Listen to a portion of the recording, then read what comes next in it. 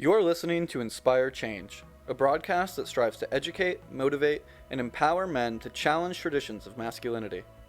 To guide us through the intricacies and intersections of emotions, relationships, and male identity is renowned psychologist, author, and speaker Gunter Swoboda.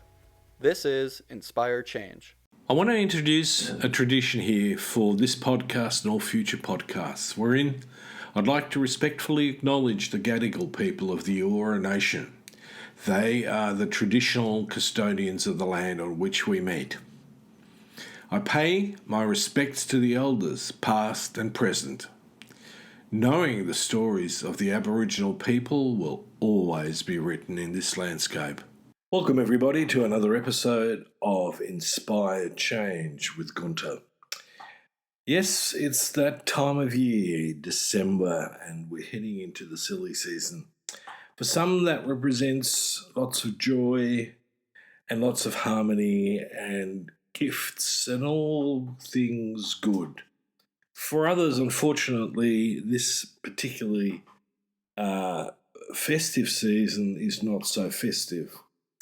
A lot of people are going to be finding themselves in this period of time alone, lonely,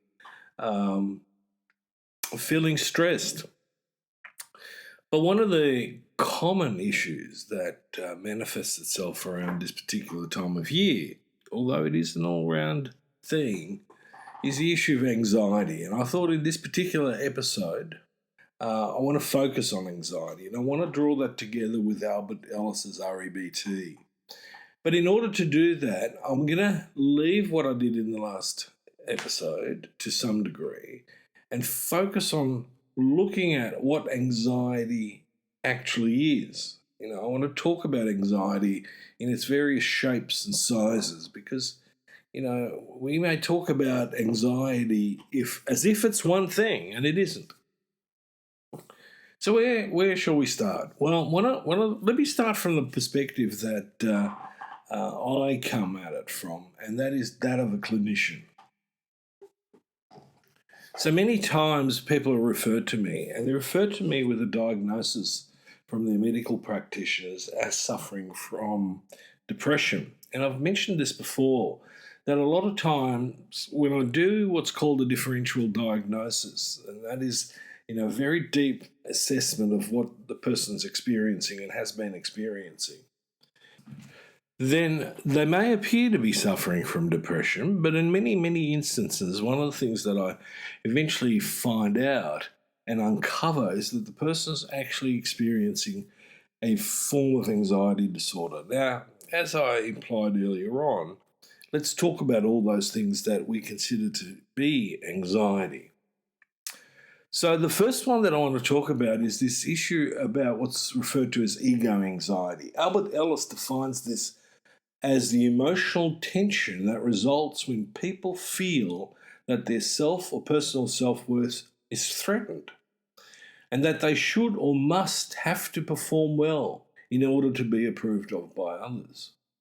And then it would be absolutely catastrophic if they don't perform well and are not approved of by others as they should be or have to be. So that's fundamentally what Albert defines as ego anxiety. In my language, fundamentally, in my way of looking at it, ego anxiety exists because the person is unable to create and maintain a relationship with themselves that's fundamentally safe and secure, that doesn't require absolutistic or catastrophic ideas about themselves and the environment around them. Now, the next one I think that's really important, particularly in our culture, is the whole issue about performance anxiety. There's been many, many times when I've heard a parent on the sideline of a sporting event, trying to encourage their child, who's possibly winning, but maybe not putting enough effort in it, going, there's no prize for seconds. Now, sometimes, some parents want to think that they're funny, but most kids take that really seriously. So if I'm going to define performance anxiety, what is it? Well, it's essentially a strong or excessive feeling of fear or worry that's related to being able to accomplish something specific, or a fear of consequences of not being able to perform well. Now, I speak from personal experience in this particular instance because that was what I was experiencing with mathematics and then at university with statistics.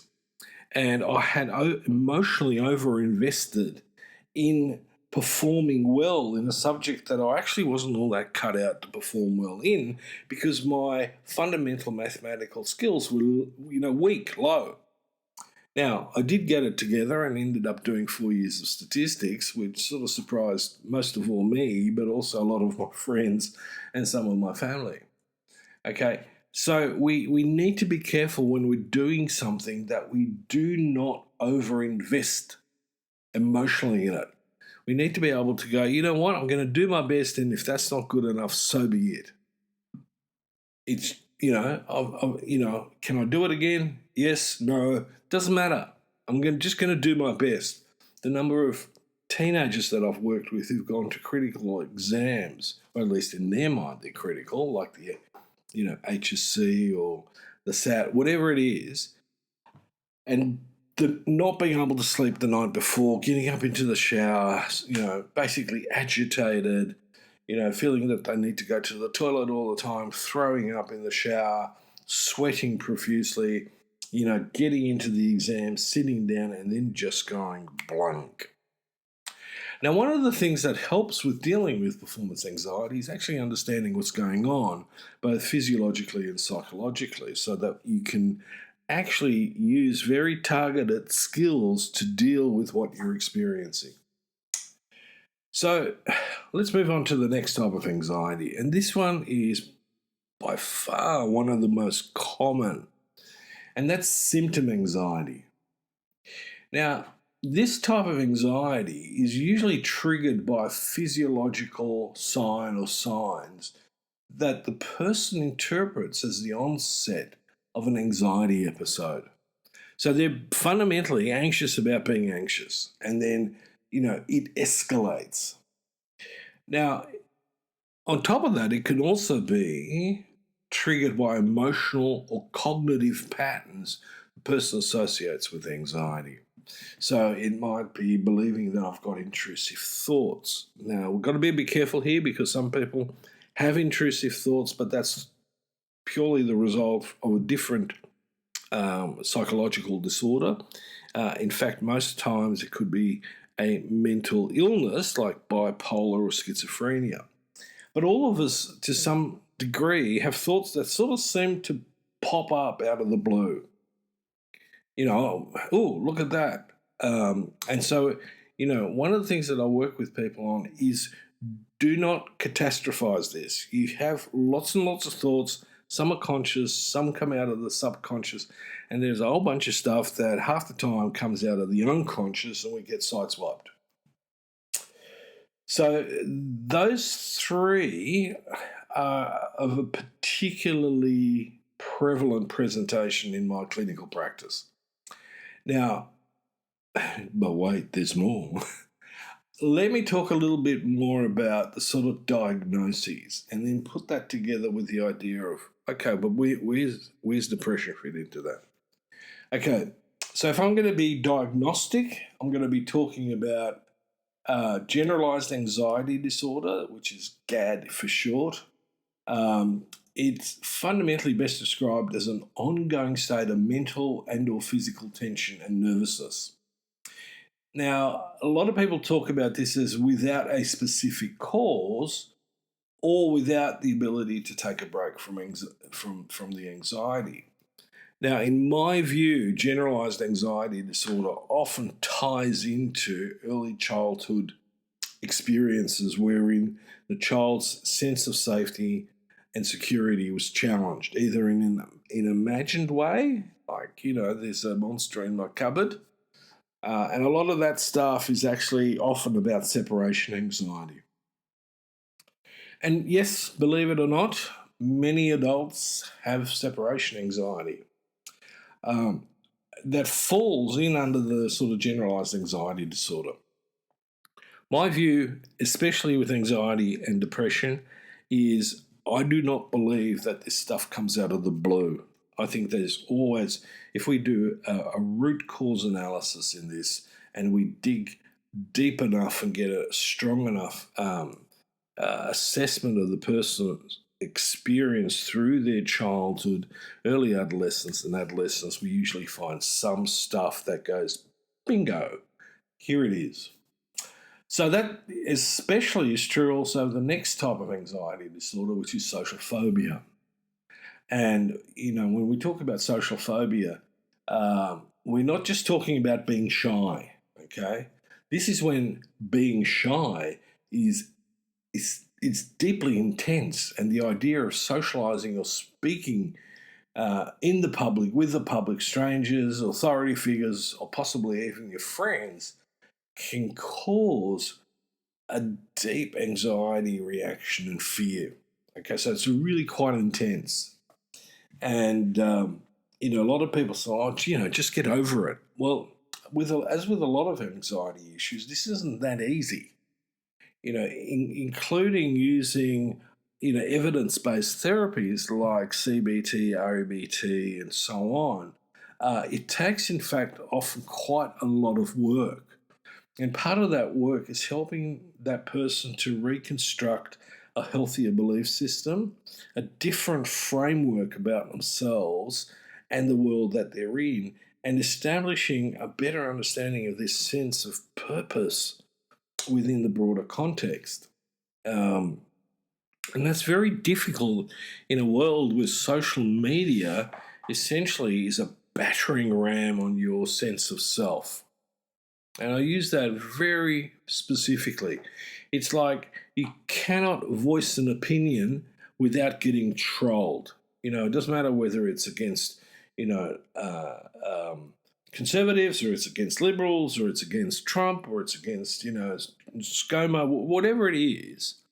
You're going to find that someone is going to take exception to you, and they will not come at you with a reasoned argument or with a debating style where you can, exchange ideas to try and get an understanding of where each other are coming from, but it's fundamentally just personal abuse. And I mean, it's the tool of the ignorant fundamentally if you can't get your own way or someone says something that you don't like, you're going to sledge them until they surrender or just dip out, and you feel like you've won as the bully, yeah, here am I, I've made my point, they crumbled. No, they didn't. Most of the time that person couldn't have been bothered spending more oxygen on your inanity. So, this is unfortunately the side effect of the social media sphere. And it creates an enormous amount of anxiety in people who participate in it. The sense of not being good enough, ego anxiety, the stuff that I'm not doing well enough, performance anxiety. It generates for a lot of people a social phobia. Okay, so this can be absolutely debilitating. Now, let me talk about a couple of others, and then I'm probably going to need to cut it short and carry on in the next podcast, which will be in a week's time, roughly, as long as I have. I'm not too overcome by painkillers after my surgery to replace my shoulder. Yes, folks, I'm becoming the augmented man, so I'm going to have, artificial shoulders, basically, that will no longer cause me pain and will allow me to do what I want to do, which is to surf, pick things up, reach for things without feeling like I need, 3 grams of narcotics. So we talked about social phobia. Let me talk a little bit about panic disorders, because I see a lot of this. But I need to be specific here as well. So essentially, panic disorders is when the person experiences severe feelings of doom that cause mental and physical symptoms that can be so intense that some people call an ambulance.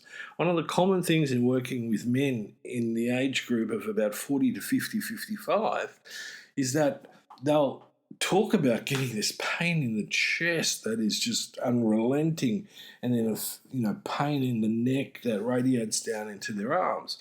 And I'm not being critical of that. They end up in accident emergency, being seen by a doctor who'll do all the workup on them, and then come out and go, "There's nothing wrong with your heart. Have you been really, really stressed?" And a lot of guys go, "No." What do you mean, really? Oh, well, it hasn't, there's been a lot of work on it, and I haven't been sleeping well, blah, blah, blah. And a lot of the guys that I work with, when they first come to see me, they can't believe the intensity of the pain, the physical pain, right? And this sense of, oh my God, I'm going to die. That's almost, characteristic of this particular form of anxiety. In my life, I've only ever had one, and it was, despite all my training at the time and all my experience, the first thought that popped into my head, intrusive thought, was, oh shit, that'd be right, you're going to die. And then I pulled my socks up and go, just take a deep breath, hold it, breathe out slowly. It's okay. You're anxious. You're having, and in that case, I used the word anxiety attack, okay? Because I could bring myself right out of it. So the important thing with all of this, with all the anxieties, is to recognize that there are specific tools and strategies that you are able to use to alleviate the anxiety, to get on top of it.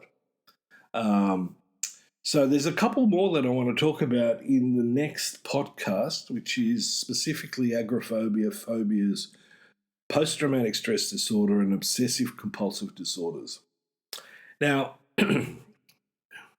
despite many, many people who will absolutely want to crucify me, I'm going to make a statement here that I should actually talk about ADD, ADHD as well under the anxiety umbrella, because fundamentally, in my experience working with many boys, many men, those labelled with ADD, ADHD, even when they've started as a child, have an emotional dysregulation and cognitive attention deficit.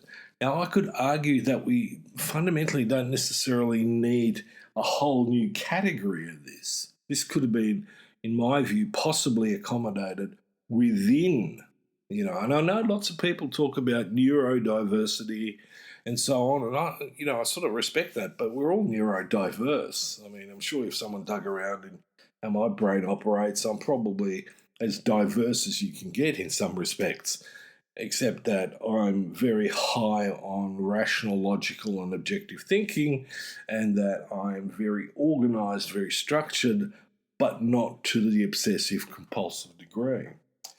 So on that note, have a think about this, because I also want you to think about how this ties up then with your belief systems. So if you have a belief system that you're not allowed to feel any sort of variance in your emotion, and you suddenly do feel some variance in your emotion, guess what? You're going to get a little uptight. Now, to round this off, where's depression in this? Well, if you experience anxiety often enough, long enough, at a certain point, your system is going to run low on energy. Why? Because it's overusing adrenaline. Cortisol, a stress hormone, will have elevated chronically, and you're going to start to feel fatigued. Now, all of that has a direct impact on physiological function, like inflammatory processes in the body, fatigue, muscle contraction problems, respiratory issues. And so, after a while, you sort of get into a place where you're feeling crap all the time, and so you get flat. You start to feel helpless and hopeless, and, you get cranky, you're easily frustrated. And in amongst it all, your hormonal process is also dysregulated. A lot of men start to, experience low testosterone levels because they're overly stressed, they're anxious all the time. So, precursors like DHEA are interfered with by cortisol, and we've got this ongoing rolling problem. Okay. So please think about this. This stuff is on a spectrum, so we can go from very mild anxiety, apprehension anxiety, to the full-blown enchilada, which is a panic attack, and some people have had the experience of passing out. Interestingly enough, they often come around, and within the first 15 seconds, they're completely relaxed. They go, "Oh wow," and then the anxiety kicks in again because they go, "Oh shit, I passed out. That's terrible. Something really terrible could have happened to me," and so on and so on. So the awfulizing and the catastrophizing takes over, and the person is back again in an aroused state. Okay, let me sign off. I hope that's useful. If you want to get into any discussions, please let me know. You can find my details on www.gunterswoboda.com or www.makinggoodmengreat.com, and my contact details are there. It'd be lovely to get a note or some sign of life from the world of the listener to the podcast. I do get that from my clients that I see face to face who've tuned in, but I wouldn't mind a little bit of feedback from the bigger picture. Until next time, this is me signing off. Thank you for listening to Inspire Change, a broadcast that strives to educate, motivate, and empower men to challenge traditions of masculinity. For more information on the Making Good Men Great movement, or for individual or group coaching sessions with Gunter, visit makinggoodmengreat.com. For inquiries regarding broadcast topics or appearing on the show, email Miranda@noirtainment.com. That's Miranda at NOIRTAINMENT.com.